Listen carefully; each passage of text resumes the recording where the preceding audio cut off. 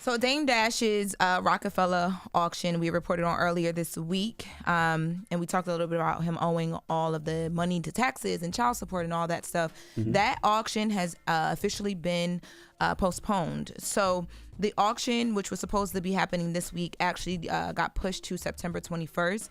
The reason for that being was Josh Weber's attorney, Christopher Brown. They submitted something that basically said they wanted more time to have a conversation with New York State, New York City, and all the people involved to figure out what the pecking order would be. Explain who Josh Weber is for people that don't know. Josh Weber is the guy that Dame Dash did the movie with that didn't work out.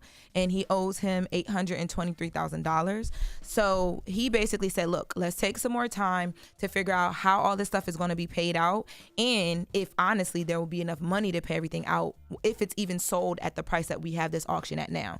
So what they decided to do was they decided to, number one, push the date to September 21st. They also decided that the auction would go from $1.2 million to now it being worth an auction worth $3 million. They then decided that child support would still be, and this can still kind of change, they're still figuring it out, but as of now, child support will still be paid first and in full, and then the taxes, they're going to break up the taxes in this way, where $1.7 million in taxes will be paid, and then Weber, the guy from the movie, will be paid all of his money, and then there'll be some smaller amounts of money paid to people who had to like litigate civilly, and then $7 million will be paid again to more taxes. And if there's anything left at that point, it will go to Dame Dash. However, New York is asking, and this is something that's still being ironed out. They go back to court for this in a month. New York is now asking, because of all of these changes, that there be a $70,000 deposit put down by Dame Dash for future child support. And Chris Brown, who is Josh Weber, the movie guy's attorney, is saying, hold on. Now y'all are coming and asking for more money. We don't know nothing about that. Let's have a conversation about this, because of course they're going to want to push for that not to happen, because it's going to take away from everything else that they just decided and how people are getting paid. Now, and all of this is based off, they think the reasonable doubt portion gonna make all this money? Yes. That's what they're... That portion of reasonable doubt is not gonna make all that money to cover all Very those interesting that things. you said that, right? That's what they're hoping. Right, because Billboard is saying that since 1996, reasonable doubt has made $2.2 million. However, and I don't know if that's true or not. That's what Billboard is stating. Yeah. Basically, what he's saying is like that people are right now trying to make it seem like all of this is like he's in a really bad position, and this is a stupid thing that is happening. He owes all this money here, owes all this money there. And what he is saying to us is that that is a really bad position. At least it sounds like it on paper. But what he's saying to us is that this is something that he's able to leverage in business, so why wouldn't he? And he also wants, the conversation to be had about why this is not his first time trying to sell this. And each time he's tried, it's been blocked. And he's trying to figure out why it would even be blocked. If this is a way that he can like get rid of his share, have nothing to do with it, use it to do what he needs to do in business, why does it keep being blocked? But what is it going to do for him in business? Because if it's only making $100,000 a year, who is going to buy that for $8 million, $9 million? I was ear hustling yesterday, right? When she was talking to Dame. So Dame's whole position was, I've been trying to sell my third of Roc-A-Fella records for the longest, and they kept blocking me. He says, who is they? He meant it, Biggs and Jay. He said we're blocking him for selling his part of the 33% of Roc-A-Fella Records. He said he tried to sell it for the last couple of years. He couldn't sell it. So he said when he lost the lawsuit, and he said people get sued every day, people lose lawsuits every day.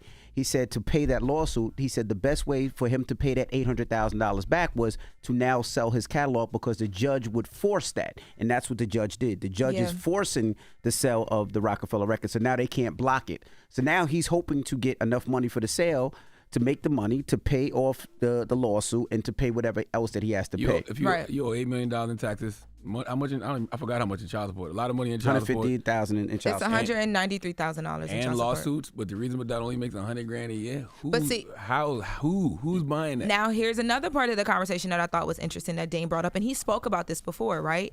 He's always said, this is not new, that he's trying to figure out why aren't certain things promoted certain ways or push certain ways because they would be worth more if more people wanted to license it and use it and like all that stuff, right? So he feels as though there has to be something that he's missing or not being told by the other stakeholders who would be Biggs and Jay-Z, because why wouldn't you do that? Like, why wouldn't you want this to be worth the largest amount of money that it can be worth? Now it's a topic and people are really interested because it's like, oh my God, like there's this big back and forth, but a big back and forth.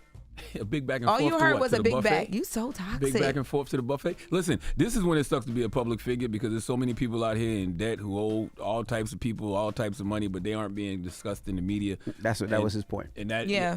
But I mean, that comes with being who you are. He said it's a part of business. And another thing he said too when it comes to the taxes is, and Billboard had this in their original story, is that, you know, it was over an amount of time. So Billboard reported that it was from 2005 to 2018 that he accumulated this amount in taxes. And he pointed out that at the time he was doing business. He was a very prominent figure, you know what I mean? And he still is, but still got to pay taxes every year. But he had an accountant. This accountant was an accountant who worked with a bunch of other big names. And the accountant, there was a lot going on or lack thereof on the accountant's part. So now, allegedly, the accountant didn't do the right decisions, and I would just say allegedly because I don't want to put us in a lawsuit.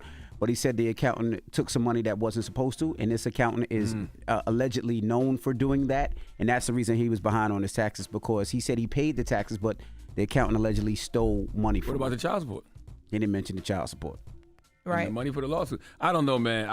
I'm sending thoughts and prayers to Dan because, you know, when you're in these kind of financial situations, these kind of financial holes, I don't wish that on nobody. And Lord, I think have everybody in business gets to a point where, you know, sometimes you might got to figure some stuff out. And that seems like that's where he's at. And they are forcing his hand. Because that's why if you're making a certain amount of money, having an amazing financial team, a trustworthy financial team, a great financial team is so important. But you know what is difficult, because being in this industry so long, I done seen accounting firms steal millions from a lot of people. That people think that people are doing the right thing, and these are accountants to prominent people that you feel like, oh, if you do that person's taxes, you'll be good. Because some of the people that this accountant has done have been prominent people. Right. And I know people that have lost millions of dollars dealing with accounting and accounting services that have been doing the right thing. Because when you make this money, you trust that that's your job. I pay you to look at my finances. I pay you to pay my taxes. Right. I pay you to do the proper write-offs. And if they don't, your accountant don't get in trouble, you do. We seen that happen with Fat Joe when Fat Joe went to jail. We seen that happen with Ja Rule. We seen that happen with a lot of artists. So we see that. Yeah, so I mean, all these things that Dame Dash